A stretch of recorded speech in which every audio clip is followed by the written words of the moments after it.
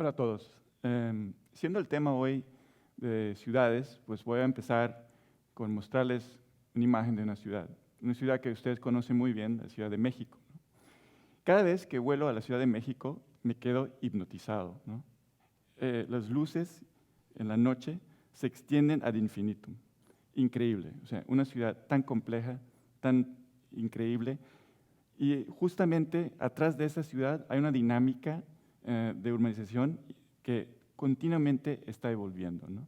Entonces, imagínense, ¿no? Tratar de imaginar, digamos, un futuro alternativo para las ciudades es súper complejo, ¿no? Súper retadora.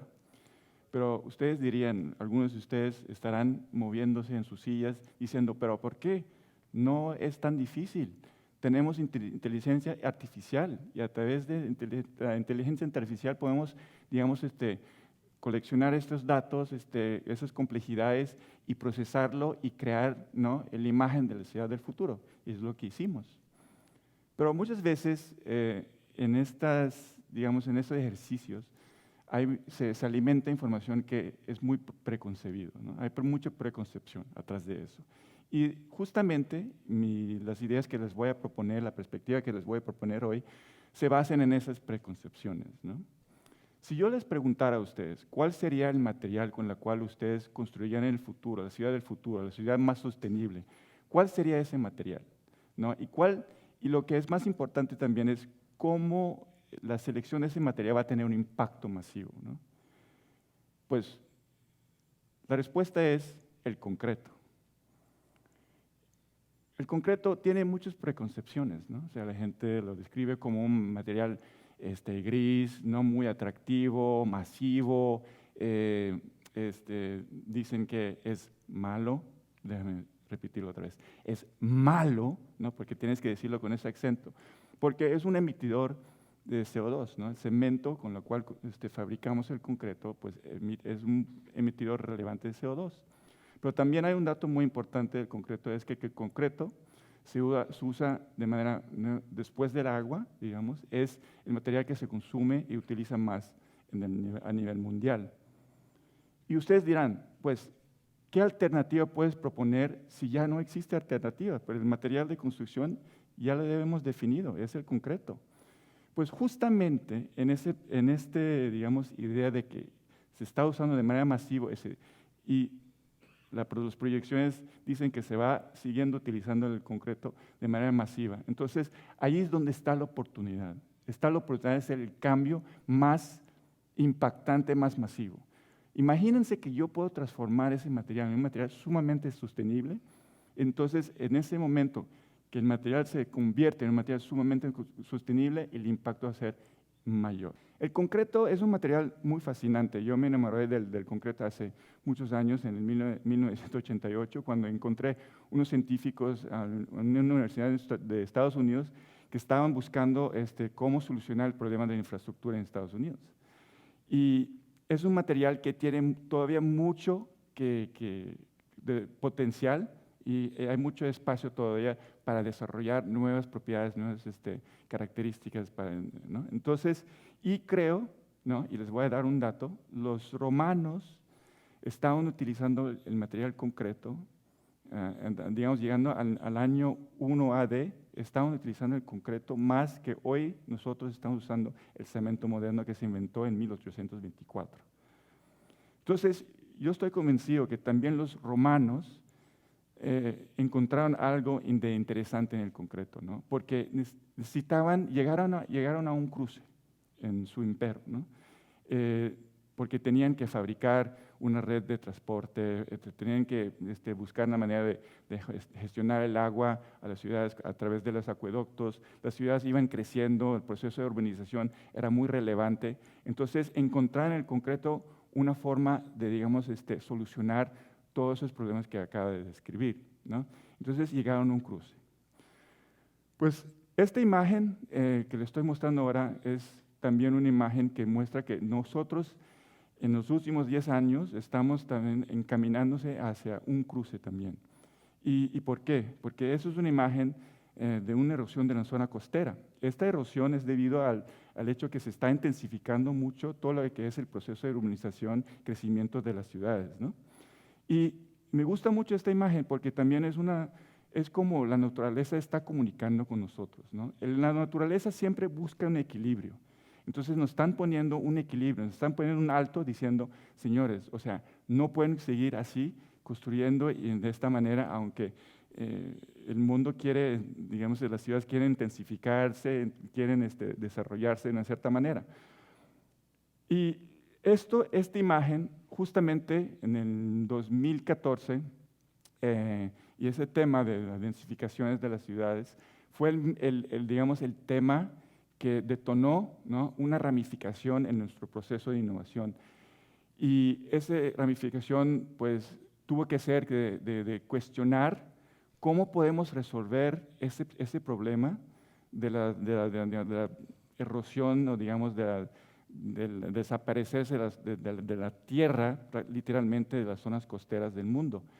Y dijimos, pues tenemos que buscar una solución donde el concreto no está imponiendo sobre la naturaleza, pero está trabajando en simbiosis con la naturaleza, ¿no? O sea, crear una extensión de esta zona costera, pero esta extensión era, digamos, una solución que iba a crear vida y no destruir vida, ¿no? Entonces, empezamos a trabajar con antropólogos, con biólogos, con expertos en botánica, arquitectos, y nos preguntamos, o sea, cuáles eran los problemas que estaban, ¿no?, en las zonas costeras, ¿no? Y identificamos un problema que me llamó la atención como científicos, y era que los manglares estaban, digamos, desapareciendo cada año con una rapidez increíble, ¿no? Y los manglares son unas plantas muy, muy, muy interesantes, porque son los únicos que pueden fijar el 80% de CO2 que emitimos. Y eso es increíble, ¿no? Entonces empezamos a, digamos, desarrollar un concepto donde podemos fabricar un elemento de concreto flotante, y este elemento, ¿no?, pudiera actuar como un rompeolas, y entonces evitando que esas olas siguen deteriorando, digamos, la zona costera, pero también ese mismo concreto es donde crea, digamos, el ambiente ideal para crecer los manglares. Y esos manglares eventualmente, ¿no?, toman su dominio, empiezan a, digamos, anclarse en la zona costera y empezar a, digamos, tomar esa, digamos, vida y crecer y multiplicar y obviamente crear biodiversidad, ¿no?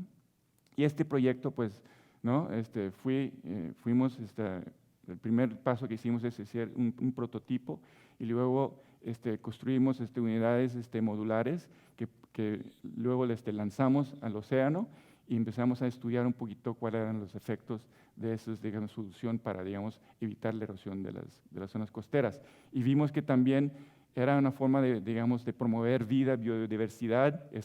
Pudimos observar el crecimiento de ostras que son capaces de limpiar el agua, ¿no? Entonces, una solución muy interesante para, digamos, capturar CO2, para, digamos, restaurar terreno, o sea, y para, digamos, crear nuevas y proliferar nuevas, digamos, formas de vida. Entonces, de allí, ¿no?, de esta ramificación de innovación, pues hubo otros, digamos, ramificaciones, ¿no?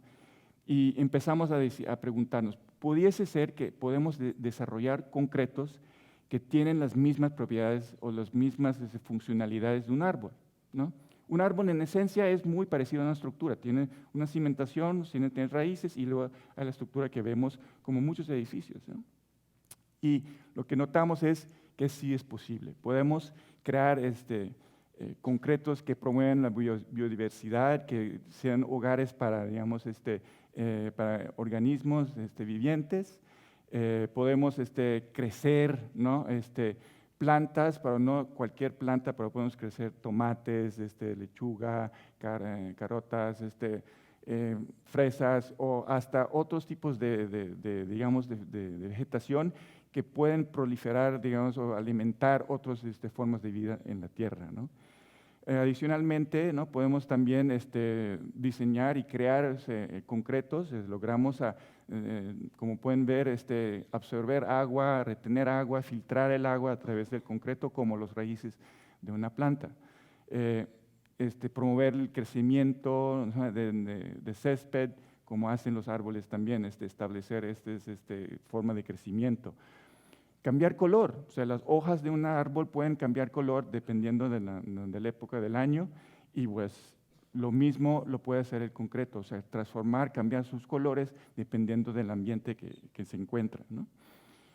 Tener la flexibilidad de un árbol, o sea, ¿no?, mediante una tormenta, huracanes, acabamos de hablar de huracanes, llega un huracán y obviamente vemos muchas veces árboles que son muy flexibles y recuperan sus formas, pues el concreto puede ser lo mismo. Y además, como los árboles pueden autorrepararse, el concreto también. Y obviamente proveer sombra, ser una fuente de aislamiento térmico, tener capacidad de repelente o, digamos, impermeabilizar estructuras, ¿no?, como el ejemplo de esta hoja. Y obviamente lo que me fascina mucho también es que el concreto es un material que puede absorber CO2, ¿no? O sea, entonces, como los árboles fijan CO2, como los manglares, el concreto lo puede hacer lo mismo, y estamos desarrollando concretos que pueden acelerar ese proceso, y obviamente, ¿no?, y podemos imaginarnos ciudades donde las superficies de los edificios son mecanismos para atrapar el CO2. Y como árboles pasan por un ciclo de vida, ¿no? O sea, hay un ciclo de vida donde los árboles agarran la energía solar, el CO2 y agua, y lo transforman a través de un proceso de síntesis en energía, pues luego llega un dado momento que al fin de la vida del árbol se descompone y emite CO2. Pues el concreto es lo mismo, o sea, vamos extrayendo material para fabricar el cemento. Este cemento, al fabricarse, se emite CO2, pero el mismo estructura de concreto, pues, se absorbe este CO2, y al momento que llega a su fin de vida, la estructura se va por un proceso, se atraviesa un proceso de demolición, abriendo más superficie de concreto, y ese concreto, digamos, superficie adicional, se come el CO2, ¿no? Entonces, muy, muy interesante, ¿no?, que logramos, digamos, replicar todas las funcionalidades que tiene un árbol. Entonces, prácticamente el concreto, árbol son iguales, ¿no? Pero déjame enseñarles algunos ejemplos donde hemos adoptado estas soluciones. Por ejemplo, hay un caso donde se trata de conseguir confort, ¿no? Y aquí hay un ejemplo muy cercano, o sea, aquí en el área de Arboleda hay un edificio donde los arquitectos y los desarrolladores quisieron que el edificio pudiera, digamos, enfriar el aire, ¿no? Porque ustedes aquí en Monterrey llegan a 40, 45 o 50 grados centígrados. Y entonces logramos desarrollar una fachada, un elemento que pudiera, digamos, bajar la temperatura del aire de casi entre 6 y 8 grados centígrados, ¿no? ¿Y cómo? Pues usando el concreto poroso, o sea, el concreto que puede, digamos, retener el agua. Entonces podemos controlar por cuánto tiempo va a retener el agua y cuánto la va a liberar. Y obviamente la ciencia nos dice que cuando comprimimos el aire, entonces la arquitectura está diseñada de manera que comprime el aire al pasar por digamos, mini túnel, se enfría, y se enfría todavía más porque vamos reciclando agua, ¿no?, de los aire acondicionados o lo que sea, a través de esa pared, y vas enfriando la estructura, ¿no?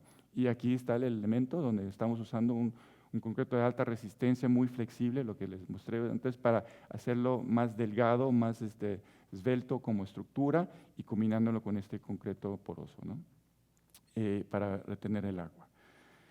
Y hoy, si van a Arboleda, pues ven esa estructura. Entonces, ¿no?, es un ejemplo de diseño bioclimático.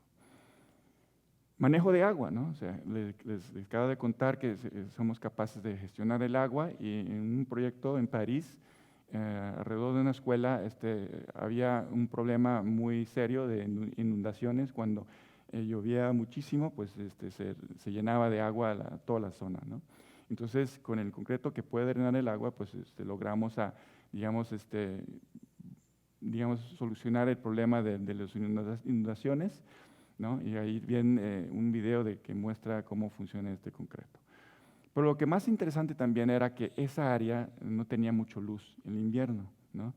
Entonces nos inspiramos de la naturaleza, digamos, de las hojas que iban cayendo en el otoño, y diciéndose, oye, ¿por qué no creamos hojas que pueden iluminarse, ¿no? A través de un proceso de fotoluminiscencia?